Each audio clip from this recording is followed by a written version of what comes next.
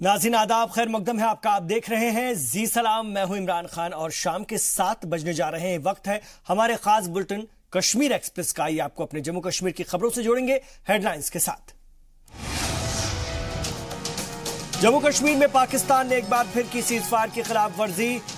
Akhnoor sector में देर रात से सुबह तक भारी गोलाबारी, फायरिंग, बीएसएफ के 2 जवान शहीद और 3 शहरी जख्मी। पाकिस्तान की जानिब से फायरिंग पर वजीर आला महबूबा मुफ्ती ने किया इजहार अफसोस। सरहदी इलाके के लोगों ने कहा उन्हें मालूम था पाकिस्तान नहीं आएगा अपनी हरकतों से बाज। कश्मीर के शोपियान में एनआईए को बड़ी कामयाबी, चंद नौजवानों को किया गिरफ्तार। देर रात एसओजी और सीआरपीएफ के साथ एनआईए की टीम ने मेमन, डेर, आलियार, पोरा समेत कई इलाकों में छापे मारे। तनमर्ग में हाई कोर्ट के अहकाम के खिलाफ वर्जी। अभी तक तनमर्ग और आसपास के इलाके में रूसी नस्ल के चिनार नहीं हटाए जा सके। दरख्त के सबब लोगों की सेहत हो रही है मुतासिर। और डोडा के शिल्ता हम्बल गांव में रहने वाले दर्ज फहरिस्त जात के लोगों का बड़ा इल्जाम। इलाके के बाअसल लोगों के खिलाफ जात पात की बुनियाद पर उन्हें बुनियादी सहूलात से महरूम करने की कोशिश का इल्जाम।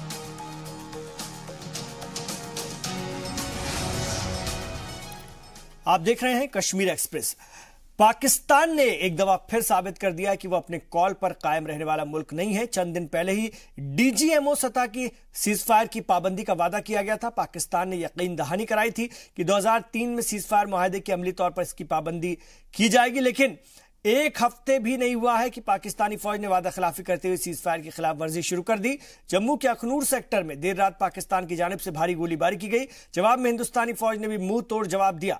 खबरों के मुताबिक जवाबी कार्रवाई में बीएसएफ ने पाकिस्तान को जबरदस्त नुकसान पहुंचाया है। हमले में पाकिस्तानी रेंजर्स की कई चौकियां तबाह कर दी गई हैं।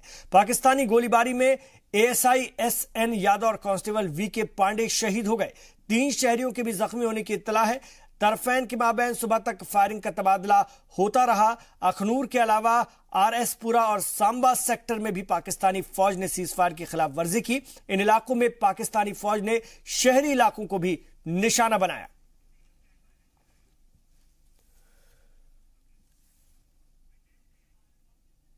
तो पाकिस्तानी फायरिंग में शहीद हुए एएसआई सत्यनारायण यादव और कांस्टेबल विजय कुमार पांडे की लाश को आखिरी सुमात की अदायगी के लिए उनके जस्दे खाकी को उनके आबाई इलाकों में भेज दिया गया है। इससे कबल जम्मू में बीएसएफ, फौज और रियासती पुलिस के अफसरान ने शहीद जवानों को खराज अकीदत पेश की। जम्मू फ्रंटियर्स के आईजी राम अवतार ने कहा कि पाकिस्तान की बातों पर यकीन करना मुश्किल है। हमेशा से वो कहता कुछ है और करता कुछ है। कि पाकिस्तान कहता कुछ है और करता कुछ है, और वही इस बार भी उसने वही साबित किया है। एग्जैक्टली स्नैपिंग नहीं कह सकते, क्रॉस बॉर्डर फायरिंग है जिसमें 2 जवानों को इंजरी हुई, क्रिटिकल इंजरी हुई, और बाद में उनकी अस्पताल ले जाते समय उन्होंने वीर गति को प्राप्त किया। किस तरह से जवाब दिया जा रहा है सर? जवाब हमने काफ़ी स्ट्रांगली जवाब दिया है, और आगे आने वाले दिनों में पता चलेगा कि उनका कितना नुकसान हुआ है, कितने लाइफ एंड प्रॉपर्टी का नुकसान हुआ। कल 2:30 बजे रात को पाकिस्तान ने जो है एक क्रॉस बॉर्डर जो है फायरिंग की और उसमें हमारे 2 जवान शहीद हुए हैं। उसके बाद जो है उसकी जवाबी कार्रवाई की गई। यहाँ से जो एरिया है परगवाल और काना चक, झिड़ी और शामा चक, इस एरिया में ज़्यादातर जो है शेलिंग हुई है और काफ़ी शेलिंग हुई, जिसका भरपूर जवाब दिया गया। और वजीर आला महबूबा मुफ्ती ने भी पाकिस्तान के रवैये पर अफसोस का इजहार किया है। श्रीनगर में सहाफियों से बात करते हुए उन्होंने कहा कि सरहद पर फायरिंग और शेलिंग से दोनों ही मुल्कों का नुकसान होगा। उन्होंने दोनों ममालिक के डीजीएमओ से दोबारा राब्ता करके सरहद पर सीजफायर को यकीनी बनाने की भी अपील की। देखिए, बहुत अनफॉर्चुनेट है जो बॉर्डर पे सीजफायर वायलेशन हुआ और जिसमें हमारे अभी तक 2 बीएसएफ के जवान भी शहीद हो गए और कई हमारे सिविलियन भी जख्मी हो गए। ये बहुत अनफॉर्चुनेट है, बदकिस्मती की बात है। डीजीएमओ की बातचीत के बावजूद ये नहीं होना चाहिए, पर इसके बावजूद हमारा ये मानना है कि यहाँ भी लोग मर रहे हैं, उस तरह भी लोग मर रहे हैं। इसको दोबारा डीजीएमओ को मिलना चाहिए, बातचीत करनी चाहिए, और ये जो बॉर्डर्स पे खून खराबा हो रहा है, शेलिंग हो रही है, इसको बंद किया जाना चाहिए। इधर डीजीएमओ सतह की बातचीत के बाद भले ही वजीर आला और फौज को पाकिस्तान से इस हरकत की तवक्को न हो, लेकिन सरहदी इलाकों के लोगों को पता था कि पाकिस्तान वादा खिलाफी करेगा और इसे उनका तजुर्बा कहें या फिर इंस्टीट्यूशन, और ये खासतौर से इंट्यूशन हम इसको कह सकते हैं, लेकिन उनकी बातों में ज्यादा सच्चाई है। डेंजरस जोन में रहने के सबब वो हमेशा चौकन्ने रहते हैं। उनका कहना है कि पाकिस्तान को उसकी बुज़दिलाना हरकत के लिए मुंहतोड़ जवाब देना ही चाहिए। तो गोलियों के निशान आप देखिए। रात को तकरीबन 2:30 के करीब जो है धमाकों की आवाज सुनाई दी है।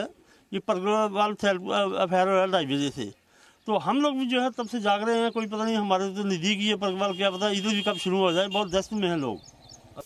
जिस दिन से डीजीएमओ लेवल की जो बातचीत पाकिस्तान का सीज़फायर की हुई है, हमारे जो देहात के लोग हैं हमें उसी दिन से आशंका जो है बनी हुई थी, क्योंकि ये टेररिस्ट मुल्क है, इस पर भरोसा करना बहुत मुश्किल है। ये कभी भी अपने वादे पर कायम नहीं रहता और मैं दरख्वास्त करूंगा भारत सरकार से, अपनी इंडियन आर्मी से, कि इसका मुंह तोड़ जवाब दिया जाए। हमें बार बार जो है यहाँ से पलायन ना करना पड़े। ये सर सुबह 4 बजे से फायर स्टार्ट हुआ है। जब लोग अपने खेतों में कोई पानी लगाने जा रहा है, पनीरी को कोई पशुओं के लिए कोई दूध निकालने जा रहा है, उस टाइम पाकिस्तान ने फायर स्टार्ट कर दिया।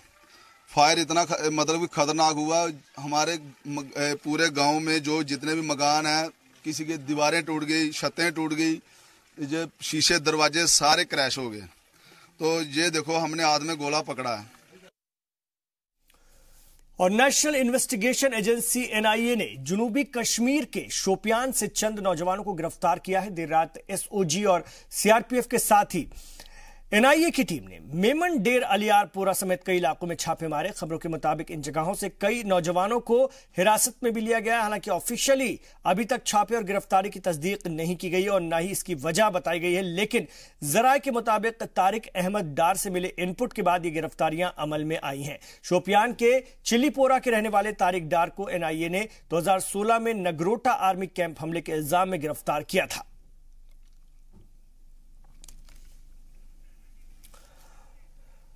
और वजीर आला महबूबा मुफ्ती ने कहा कि वादी कश्मीर के लोगों को यह फैसला करना होगा कि उन्हें अमन पसंद है या फिर संगबारी और बंदूक। श्रीनगर के शेर कश्मीर पार्क में पार्टी कारकुनों से खिताब करते हुए उन्होंने कहा कि मरकजी हुकूमत ने बातचीत की पेशकश करके एक मौका फराहम किया। उन्होंने कहा कि सियासी मसले को फौज के जरिए हल नहीं किया जा सकता। उन्होंने कहा कि पुलिस, फौज, आम शहरी मारे जा रहे हैं, तालीमी और तिजारती अदारे बंद हैं। सीएम ने हुर्रियत से बातचीत के अमल में शामिल होने की अपील करते हुए कहा कि नौजवानों को पत्थर और बंदूक कल्चर से बाहर निकालना होगा।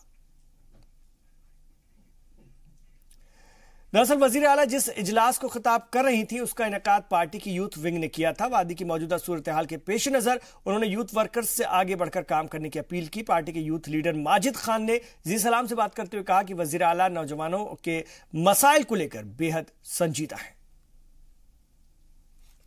रमजान का महीना, उसके बाद सदर मोहतरमा और उसके बाद वज़ीर आला ने जो तकरीर की, आप किस तरह से देखते हैं?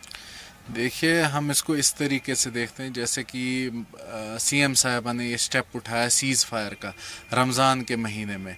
मतलब ये जो है हमारे लिए एक गर्व की बात है कि हमारी पार्टी ने ये स्टेप उठाया और इस टाइम पे रमज़ान के महीने में, ताकि मतलब कि जितनी भी कैजुअलिटी हो वो कम हो जाए। इक्का दुक्का जो इंसिडेंट हो जाते हैं वो लोगों की भी और हमारी भी बदकिस्मती है, उसकी तो हम मज़म्मत करते हैं कि वैसा नहीं होना चाहिए। और वो यहाँ पे आई, उन्होंने आज भी इस बात पे गौर किया कि हिंद पाक दोस्ती यहाँ की अमन के लिए ज़रूरी है। गोली से ना, ग्रेनेड से ना, गोली से बात बनेगी बोली से। हम यही नारा लेकर आगे, जैसे मुफ्ती साहब चले थे वैसे ही इंशाल्लाह हम भी आगे चलेंगे।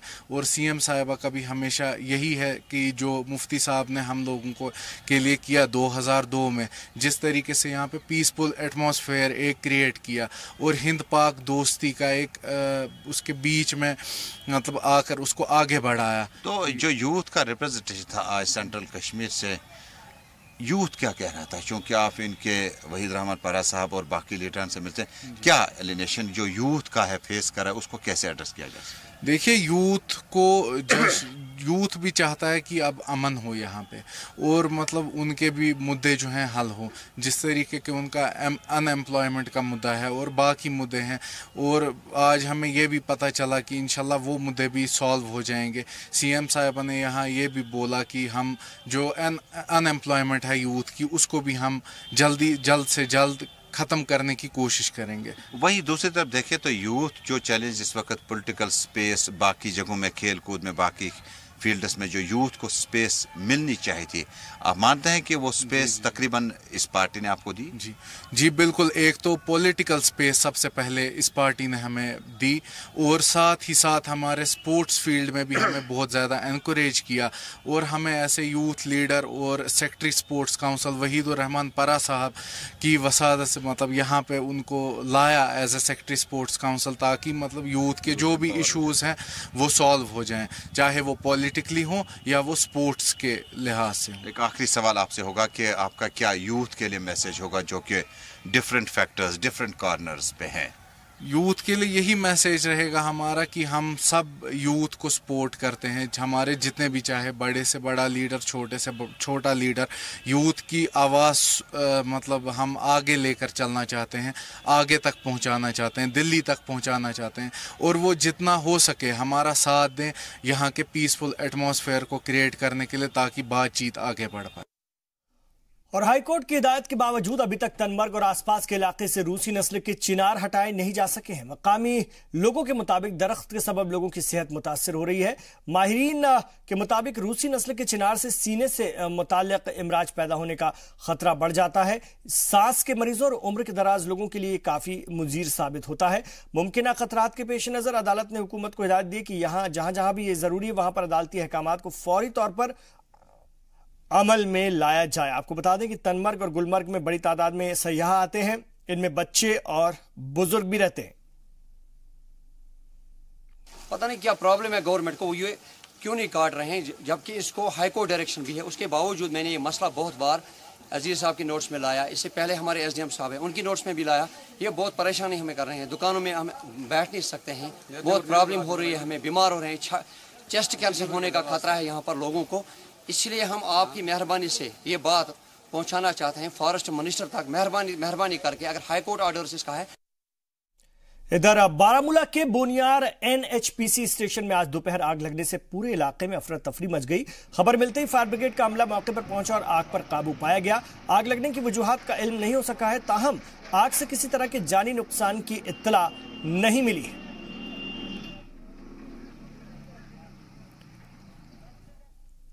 और कंगन में तलबा पर सख्ती करने और उनकी पिटाई करने के इल्जाम में गवर्नमेंट स्कूल के एक उस्ताद को मुअत्तल कर दिया गया है। वालिदैन की शिकायत के बाद गांदरबल के जिला एजुकेशन ऑफिसर ने यह फैसला किया है। तलबा की पिटाई इसलिए की गई क्योंकि उनका होमवर्क मुकम्मल नहीं था। तलबा के मुताबिक कॉपी चेक करने के दौरान 4 बच्चों का काम मुकम्मल नहीं था। नाराज टीचर ने बच्चों की पिटाई शुरू कर दी। एक लड़के की उंगली में खासी चोट आई है, जबकि एक बच्ची को इतनी बुरी तरह से पीटा गया कि उसके हाथ में प्लास्टर तक चढ़ाना पड़ गया। घर वालों को इसकी इत्तला हुई तो उन्होंने एहतजाज शुरू कर दिया और टीचर के खिलाफ सख्त कार्रवाई का मुतालबा करने लगे। एजुकेशन ऑफिसर ने लोगों की नाराजगी को देखते हुए मुल्जिम टीचर को मुअत्तल करके दूसरे स्कूल से अटैच कर दिया है।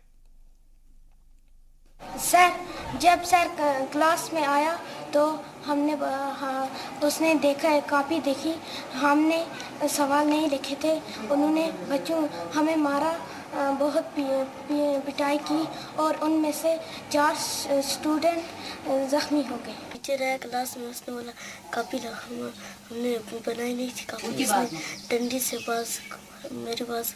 ये बच्ची सवेरे स्कूल गई, मैं इसकी चाची लगती हूँ। ये जब स्कूल गई तो इसने कॉपी नहीं लिखी थी। टीचर ने इसे बहुत बेरहमी से मारा, लातों से भी मारा और डंडे से भी मारा। और गांदरबल पुलिस ने बड़ी कामयाबी हासिल करते हुए महज 12 घंटों के अंदर कत्ल के राज का पर्दाफाश कर दिया। जिला पुलिस ने गुज़िश्ता 31 मई को मोहम्मद यूसुफ खांडे की गुमशुदगी की रिपोर्ट दर्ज की थी। 2 जून को शालाबाग में एक लाश की इत्तला मिली, माफ कीजिएगा, लाश यूसुफ खांडे की ही थी। डिप्टी SP अश्क हुसैन की क़यादत में स्पेशल टीम ने मुश्तबा अफराद की तलाश पर पूछताछ शुरू की और इस दौरान मोहम्मद शफी नाम शख्स को पुलिस के हत्थे चढ़ गया, जिसने कत्ल का जुर्म कबूल किया है। पुलिस के मुताबिक पैसे के लेन देन के सबब यह कत्ल किया गया। मकामी एमएलए अशफाक जब्बार ने भी मुतासरा अहले खाना से मुलाकात की और दुख की इस घड़ी में उनका हौसला बढ़ाया। इस मौके पर उन्होंने मरहूम के हक में दुआए मगफिरत और उसके लवाकिन के लिए सब्र की दुआएं मांगी। कत्ल के सबब आपसी रंजिश बढ़ने का इम्कान है। इसके पेश नजर एनसी लीडर ने मरहूम के अजीजों को यकीन दिलाया कि मामले की गैर जानिब तहकीक होगी और मुजरिम को कैफरे किरदार तक पहुंचाया जाएगा। मैंने अभी डीजीपी पुलिस से भी बात की और एसएसपी गांधरबल से भी, कातिलों को ऐसी इबरतनाक सजा मिलनी चाहिए ताकि आइंदा आने वाले नस्लों को भी याद रहे कि जुर्म करना और फिर बचना बहुत मुश्किल है। ताकि क्योंकि ये जो हुआ है, छोटे छोटे बच्चे हैं इनके, इस नौजवान के, और बहुत गरीब आदमी है, और जिस तरीके से इसको कत्ल किया गया है बहुत ही शर्मसार हुए और बहुत ही इंसानियत सोज वाक़या हुआ। और डोडा के शिल्ता हम्बल गांव में रहने वाले दर्ज फहरिस्त जात के लोगों ने इलाके के बाअसल लोगों के खिलाफ संगीन तरीन इल्जाम आयद किया है। उनका कहना है कि जात पात की बुनियाद पर उन्हें बुनियादी सहूलियात से महरूम करने की कोशिश हो रही है। गांव में एससी समाज के तकरीबन 500 लोग आबाद हैं। उनका इल्जाम है कि गुज़श्ता 4 माह से उनके इलाके की पाइपलाइन बंद कर दी गई, जिससे कि उन्हें पानी की सप्लाई नहीं हो पा रही है। निहायत मुश्किल हालात में वो जिंदगी जी रहे हैं। इन लोगों ने इंतजामिया के रवैये पर भी सवाल उठाया। उनका कहना है कि अगर पानी की सप्लाई शुरू नहीं की गई तो वो इज्तिमाई तौर पर खुदकुशी कर लेंगे। वाज़ेह है कि हम्बल मरकजी ममलकती वजीर डॉक्टर जितेंद्र सिंह का आबाई इलाका है और ये उनका पार्लिमानी हल्का भी है। उन्होंने इस गांव को गोद भी ले रखा है। हम कैसे जाएंगे स्कूल? हमारी वर्दी धुली हुई नहीं है। हम कैसे आएंगे स्कूल? गागरी उठाएंगे, यहाँ पानी बेड़ कर लाएंगे, यहाँ स्कूल जाएंगे। हम पढ़ना का भी और पानी का लाना है हमने। पानी नहीं है जनाब, पानी के बगैर बहुत मुश्किल हो गया। क्या करें? सवेरे आने से बाद 11 बजे मैं उधर पहुंचा, 5 किलो पानी भी नहीं पहुंचता मेरे को।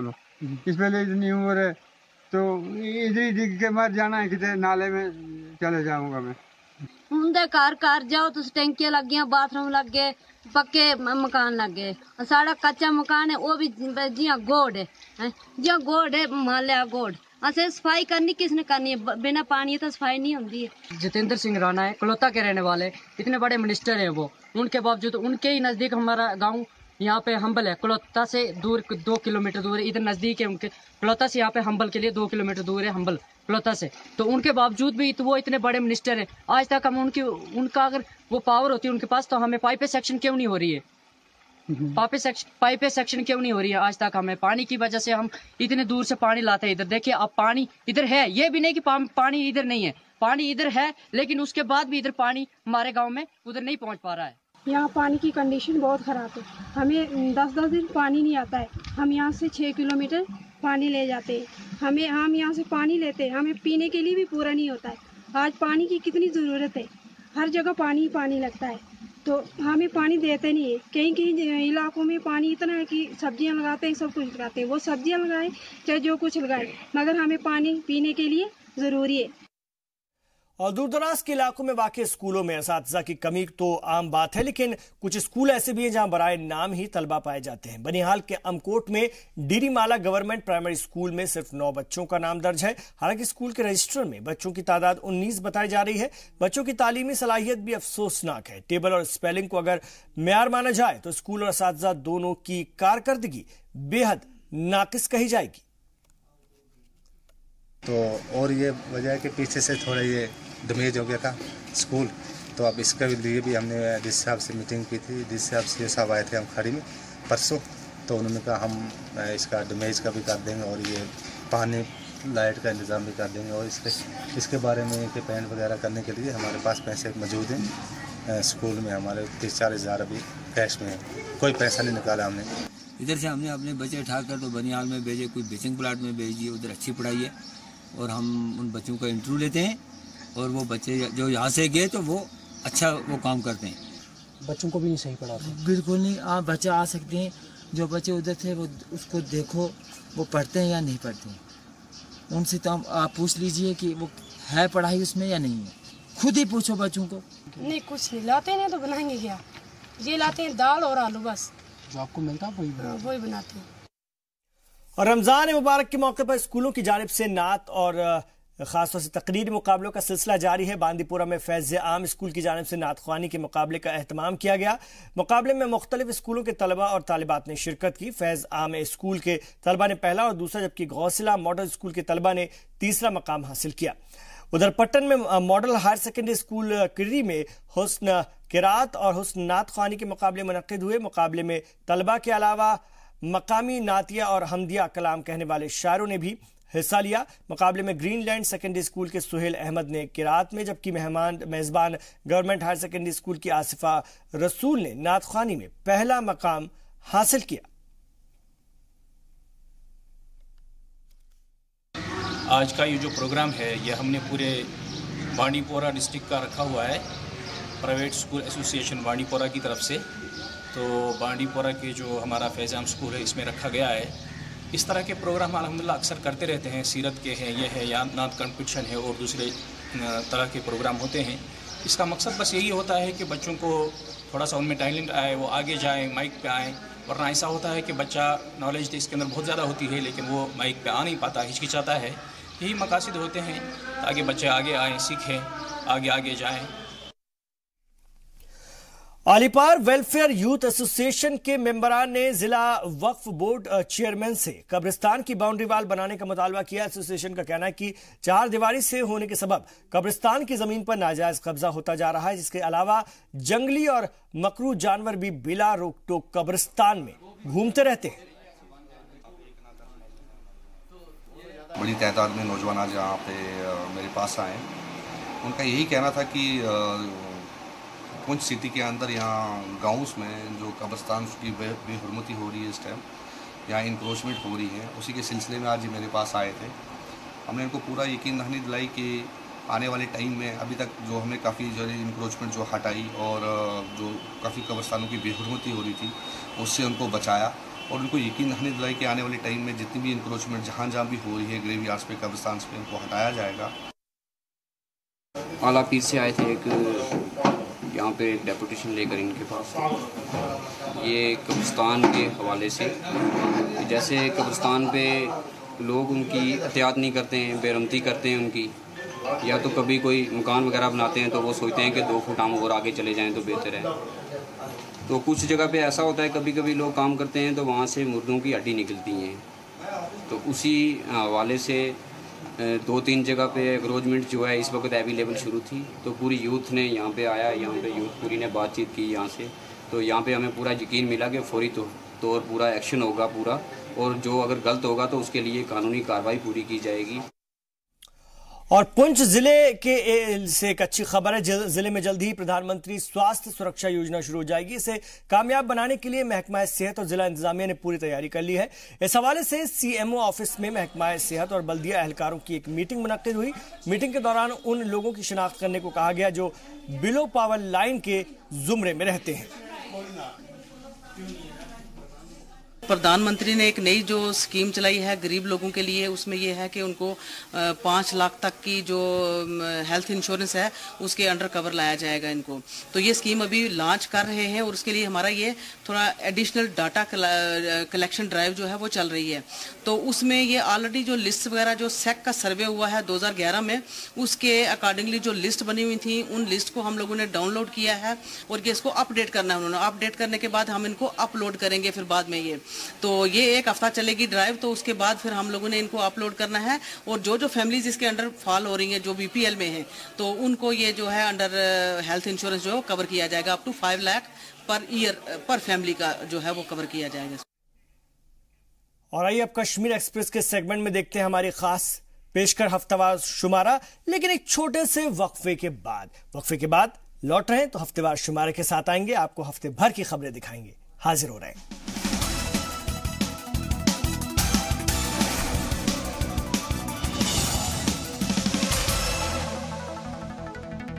ब्रेक के बाद आपका खैर मकदम है, आप देख रहे हैं जी सलाम और हम पेश कर रहे हैं कश्मीर एक्सप्रेस।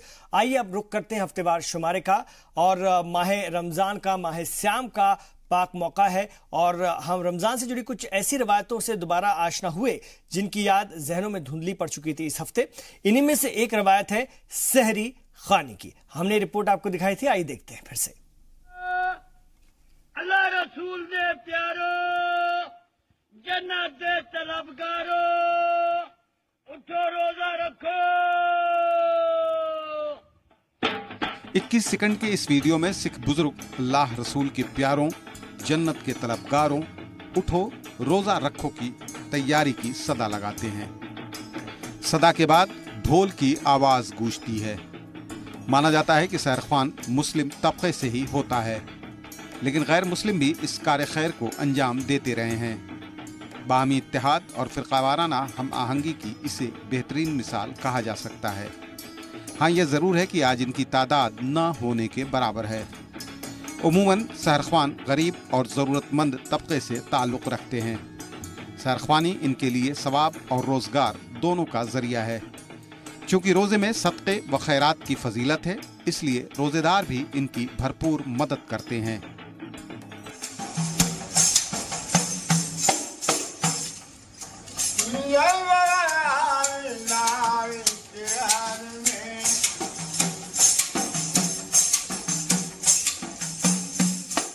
माह सियाम में रात के तीसरे पहर रोजेदारों को सहरी के लिए जगाने की रवायत सदियों पुरानी है।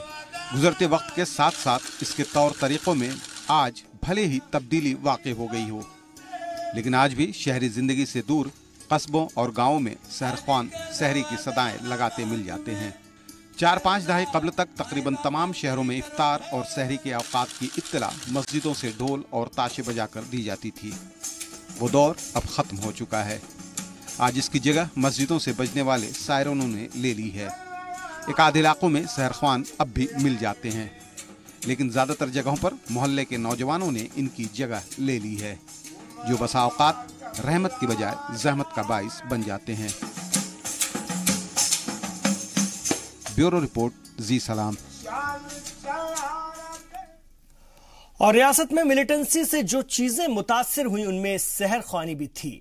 डोडा में सहर ख्वानी की सदियों पुरानी रिवायत गुज़िश्ता 3 दहाइयों से बंद पड़ी हुई थी, लेकिन अब ये दोबारा शुरू हुई है। गांव के नौजवानों ने इसे जिंदा करने का बीड़ा उठाया है। लोगों को जगाने के साथ ही गरीब और मुसाफिरों के लिए वो सहरी का इंतजाम भी करते हैं। ये खबर हमने आपको इस हफ्ते दिखाई थी, आइए एक बार फिर देखते हैं। जो की रोटी गजा उस शिकम की कनात पे लाखों सलाम। 30 सालों बाद शहर की गलियों में सहरी की सदाएं सुनाई दे रही हैं। गुज़िश्ता 3 दहाइयों से माह रमजान में सहरख्वानी का सिलसिला रुका पड़ा था। जम्मू कश्मीर में मिलिटेंसी के सबब जो रवायतें मजरूह हुई या जिनका तसलसल टूट सा गया, सहरख्वानी उन्हीं में से है।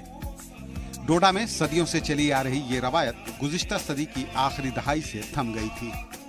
1992 में मिलिटेंसी ने इस इलाके को अपनी गिरफ्त में ले लिया था, जिसकी वजह से रात में लोगों के घरों से निकलने पर पाबंदी आयद कर दी गई थी। लोग खुद भी एहतियात करने लगे थे, लेकिन मिलिटेंसी का जोर खत्म होने के बाद कुछ लोगों ने इस रवायत को दोबारा शुरू करने की कोशिश की है। रजाकारों का छोटा सा ग्रुप रात में लोगों को सहरी के लिए जगाता है और इस दौरान वो पुरानी आयतें और नात भी पढ़ते जाते हैं। ये वो लोग हैं जिन्होंने अपने बुजुर्गों को सहरख्वानी करते देखा है। इस सिलसिले को अब वो नई नस्ल तक पहुंचाना चाहते हैं। ये बीच में पहले हमारे बुजुर्ग हुआ करते थे, वो उन्होंने इस सिलसिले को जारी रखा था और हमने उन्हीं की कायम करदा रवायत को जारी रखा। और उसकी वजह से आज जो ये डोडा में आप जो रहे हैं, मुख्तलिफ महलाजात में हम घूम रहे हैं, लोगों को जगा रहे हैं और लोग भी मतलब हमारी वजह से जो मतलब इबादत में मशगूल रहते हैं। तो ये एक सिलसिला, पुरानी रवायत थी, पुराना सिलसिला था हमारे बुज़ुर्गों का, हमारे इस्लाफ का। और हम यूथ को बचाना चाहते हैं। हमारे नौजवान जो हैं नस्ल, उनको मालूम नहीं है, क्योंकि बीच में नामसैद हालात की वजह से ये सिलसिला बंद हुआ था और हमने उसी रवायत को दोबारा यहाँ शुरू किया। सहरख्वान अपनी सदाओं से रोजेदारों को गहरी नींद से बेदार करता है, ताकि रोजे के लिए सहरी का इंतजाम किया जा सके। दूसरे मोहल्ले के नौजवानों को भी इससे तरगीब मिली है। नौजवानों का एक ग्रुप सहरी का भी इंतजाम करता है। इनकी जानिब से गुरबा, मसाकीन, मुसाफिर, मजदूर, तलबा और अस्पताल में मौजूद तीमारदारों को सहरी कराई जाती है। ब्यूरो रिपोर्ट, जी सलाम। और रोजे के दौरान भी आवाम को मुख्तलिफ तरीके की परेशानियां लाहक होती हैं। पानी और बिजली के साथ साथ आवाम चीजों की गिरानी को लेकर माह रमजान में परेशान रहती है। फल, सब्जी, गोश्त सभी के दाम बढ़ जाते हैं। जी सलाम ने जब इस मुद्दे को उठाया तो भदरवा समेत कई जिलों की इंतजामिया हरकत में आ गई।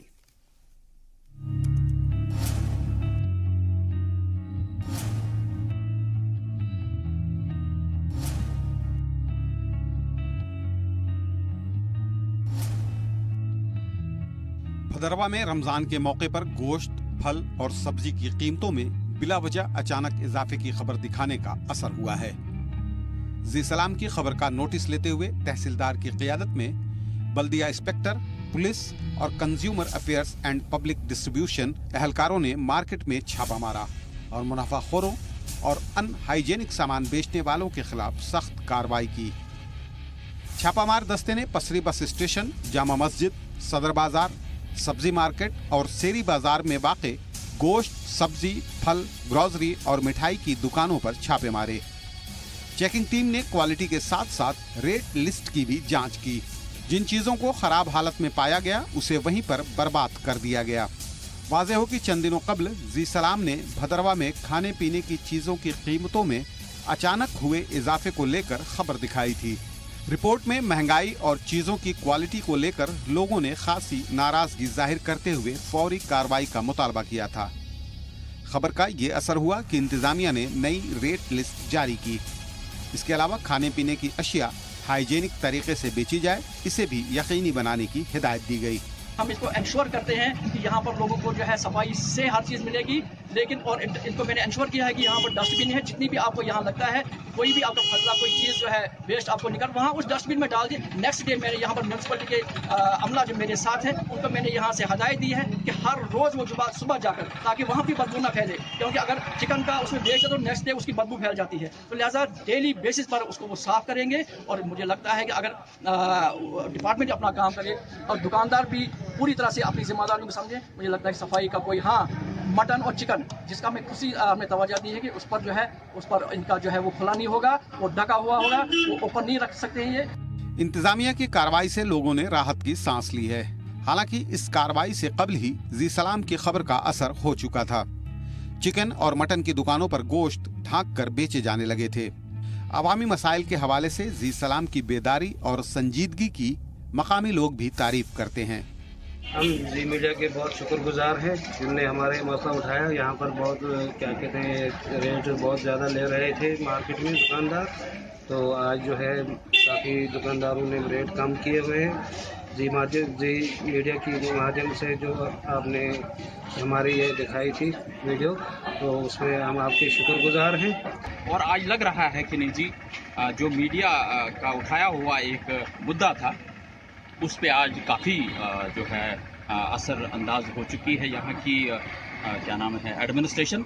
और एडमिनिस्ट्रेशन ने आज हम देख रहे थे कि मार्केट के अंदर जो है बड़ी बेहतर तरीके से चटनी वगैरह हो रही है। और आज जो है जो मुर्गा बेचने वाले जो हैं या गोश्त बेचने वाले लोग जो हैं आज उन्होंने बड़े बेहतर तरीके से उसका पर्दा वगैरह किया है, जाली वगैरह डाल दी है और काफ़ी सफाई का जो है एहतमाम किया है। जो पहले से जो है यहाँ की एडमिनिस्ट्रेशन का भी और सबसे पहले आपको बता दें कि रमजान शुरू होते ही गोश्त, फल, सब्जी और शक्कर की कीमतों में बेतहाशा इजाफा हो गया था। चिकन की कीमत 240 रुपए किलो तक पहुँच गई थी। शक्कर भी 50 रुपए किलो मिल रही थी, लेकिन मौजूदा कार्रवाई के बाद चिकन की कीमत 180 रुपए जबकि शक्कर की कीमत 38 रुपए फिक्स कर दी गई है। जी सलाम के लिए भदरवा से राजा रहबर जमाल की रिपोर्ट। और मुल्क की गंगा जमनी तहजीब का भी अमीन है रमजान मुबारक। हम और आप बारहा गैर मुस्लिम भाई बहनों के रोजा रखने की खबरें सुनते हैं। इसके अलावा रोजेदारों के लिए इफ्तार का एहतमाम भी लोग ज़ौक शौक से करते हैं। गुज़िश्ता हफ्ते जम्मू में हिंदू और सिख भाइयों ने रोजेदारों को इफ्तार की दावत दी।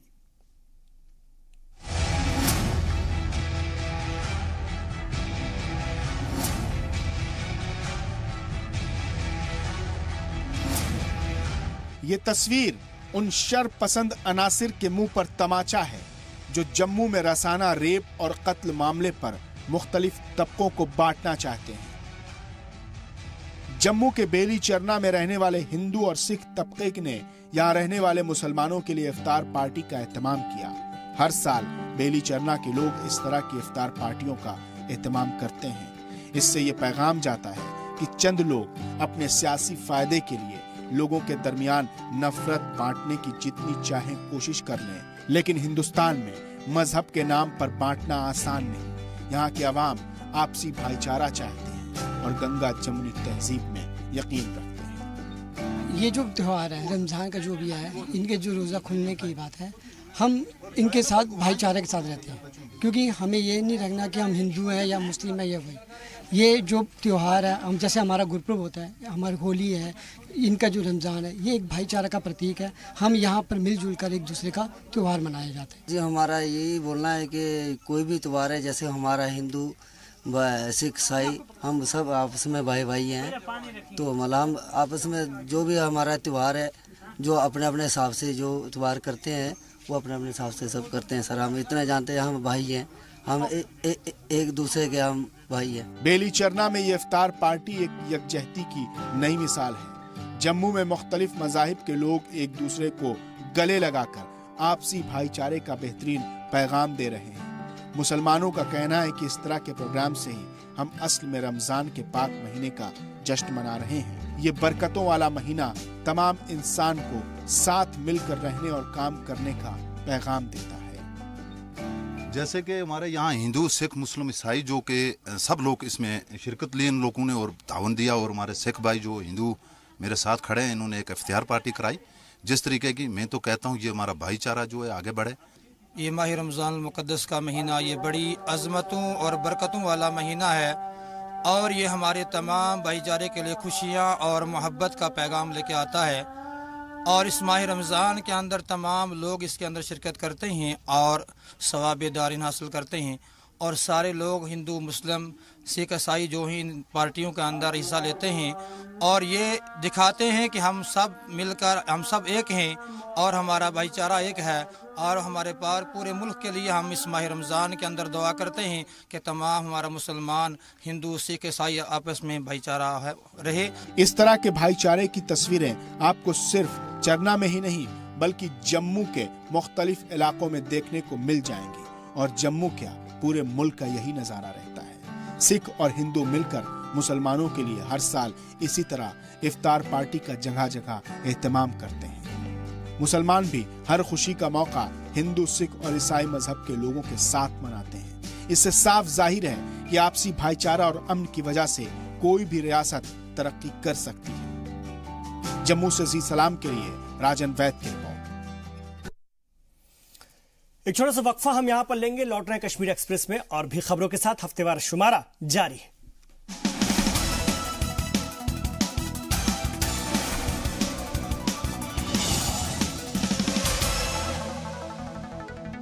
ब्रेक के बाद आपका खैर मकदम है। आप देख रहे हैं कश्मीर एक्सप्रेस। आइए खबरों के सफर को और आगे बढ़ाएंगे। रियासत का निजाम तालीम खराब दौर में है, लेकिन हालात इतने भी मायूस कुन नहीं है। इनफरादी सतह पर अब भी ऐसे लोग हैं जो दूसरों को तरगीब और राह दिखाने के लिए काफी हैं। पुंछ के आशीष इन्हीं लोगों में से एक हैं। पेशे से टीचर हैं आशीष। स्कूल के बाद घर पर भी बच्चों को पढ़ाते हैं, और वो भी मुफ्त में। यही नहीं, गरीब और नादान बच्चों को किताब, पेंसिल, कॉपी भी अपने पास से फराहम कराते हैं। ये रिपोर्ट हमने आपको इस हफ्ते दिखाई थी। हफ्तेवार शुमारे में एक बार फिर देखिए। और भी बहुत से टीचर आए। सर हमें ऐसा टीचर मैंने पहली बार देखा है। मैंने रोज़ा रखा हुआ सर, तो ऐसा टीचर मैंने पहली बार देखा सर।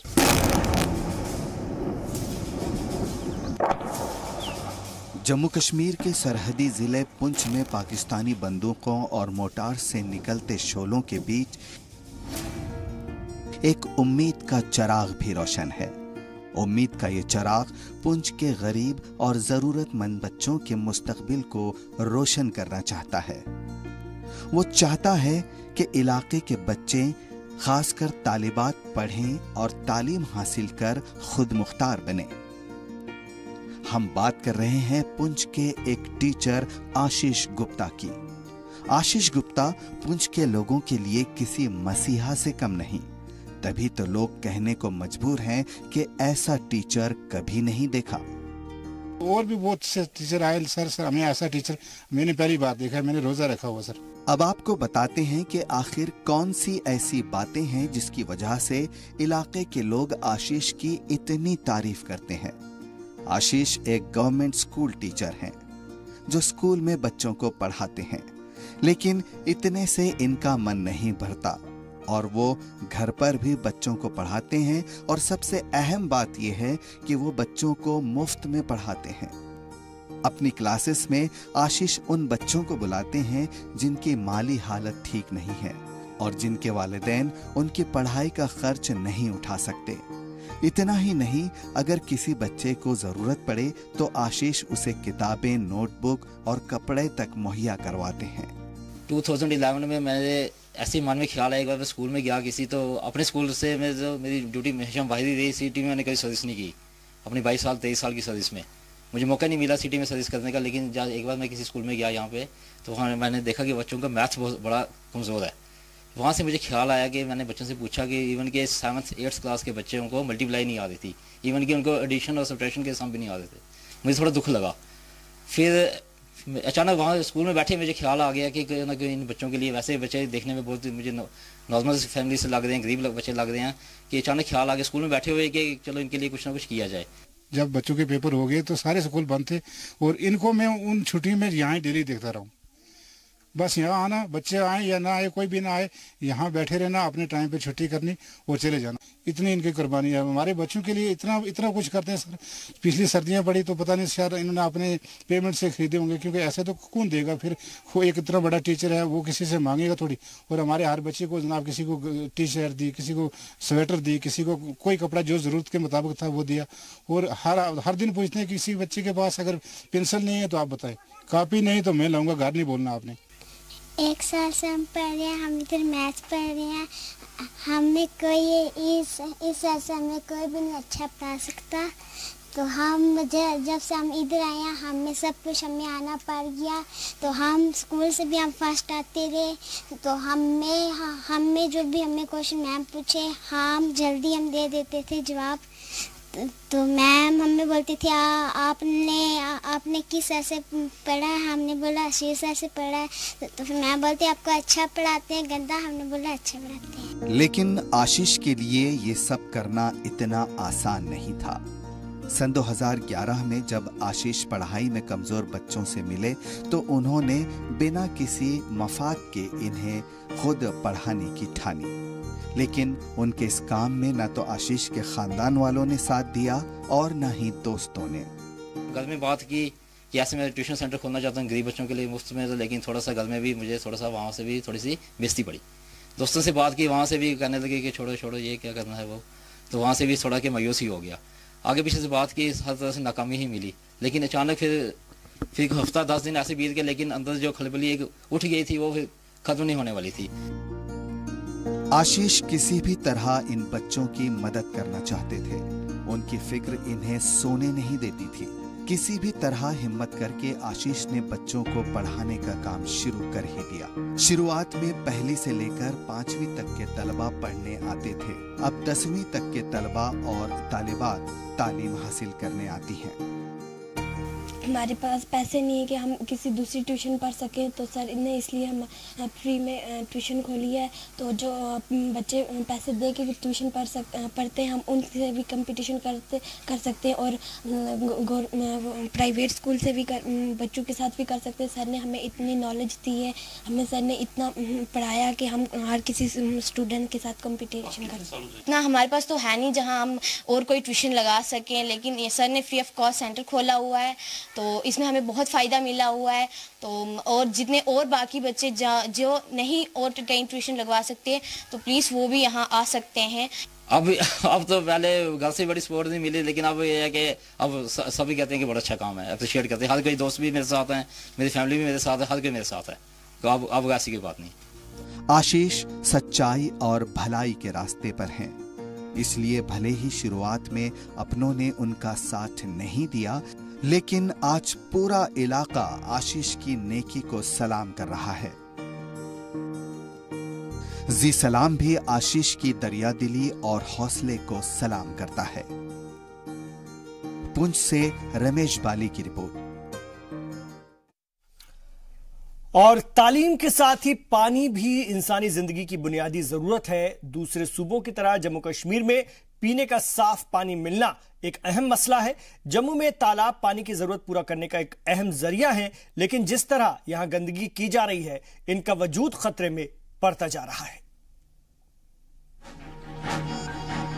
जम्मू से महज 15 किलोमीटर की दूरी पर वाक़ है ये तालाब। मकामी लोग इसे वन तालाब कहते हैं। पूरे इलाके की पानी की जरूरत इसी तालाब से पूरी होती है। इसके एक जानिब मस्जिद है तो दूसरी जानिब मंदिर।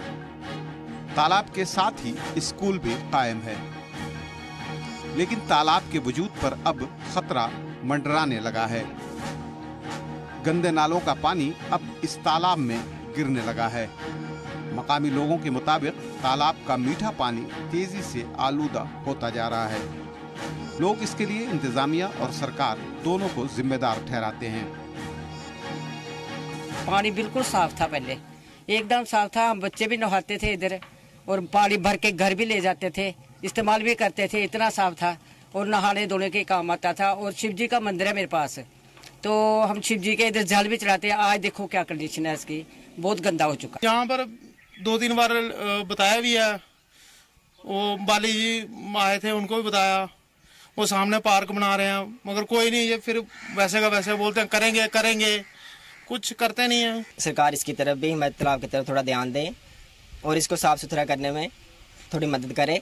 तालाब तो साफ सुथरा होना चाहिए और इधर कोई म्यूनसिपलिटी वाले भी इधर लगाने चाहिए जो मतलब साफ करने के लिए आने चाहिए। वो देखिए सर, ये पूरा नाला हमारा ये पूरा गंद है। गंद तालाब की तरफ गवर्नमेंट का कोई ध्यान नहीं है। अगर कोई कुछ आखदे जरूर ने कि तालाब की संभाल करो, पानी बचाओ, देश बचाओ, कुछ भी करो, लेकिन तलाएं के वास्ते अगर पैसा मंजूर कराने जाओ तो पहली गल मिलता नहीं, मिले तो उसे पूरा नहीं पाता। पानी का जो निकास जो पहले तालाब में जाता था वो आजकल बंद हो गया। लोगों ने मकान बनाए और नालियाँ कुछ और जो पानी का जो बारिश का पानी आता है जो तालाब में जाता है वो बाहर निकल रहा है, तो सीधा तालाब में उसका जाने की साधन नहीं है। तालाबों, नहरों और तवी में नालों का गंदा पानी गिरना कोई नई बात नहीं है। तालाबों को रिस्टोर करने के लिए सरकारी मंसूबे भी हैं। नायब वजीर आला कविंद्र गुप्ता ने कहा कि नालों का पानी शहर से बाहर निकालने के लिए प्लानिंग की जा रही है कि जो भी जम्मू में तालाब है उनको रिस्टोर किया जाए। तो ये लिस्ट मेरे पास आई है, उनको ऑर्डर दिया है। सेंट्रल गवर्नमेंट की भी एक स्कीम है। तभी और नहर के में जो भी नाले पड़ते थे, हालांकि ये जो स्लाटर हाउस है, दूसरी चीज़ों का गुज्जर नगर में देखिए या तवी के किनारे देखिए, सभी जगह नाले बन रहे हैं। श्रीकुटा नगर नहर के किनारे किनारे नाला बन रहा है। अब ये अपने शेख नगर वगैरह का जो इलाका है उसमें भी नाले बन रहे हैं। कोई भी वाटर बॉडी ऐसी नहीं है जो नालों के माध्यम से गंदी हो। जम्मू शहर के 14 नाले जो हैं नाले उनको डाइवर्ट किया जा रहा है। 2 साल कबल साबिक नायब वजीर आला डॉक्टर निर्मल सिंह ने भी लोगों से यही वादा किया था। असेंबली इंतखाबात के दौरान भी बीजेपी ने इस मुद्दे को जोर शोर से उठाया था। देखते हैं कि मौजूदा डिप्टी सीएम साहब की कोशिशें क्या रंग लाती हैं। ब्यूरो रिपोर्ट, जी सलाम। तो नाज़रीन, ये था कश्मीर एक्सप्रेस का हफ्तेवार शुमारा। जी सलाम पर खबरों का सफर जारी है। आप देखते रहिए जी सलाम।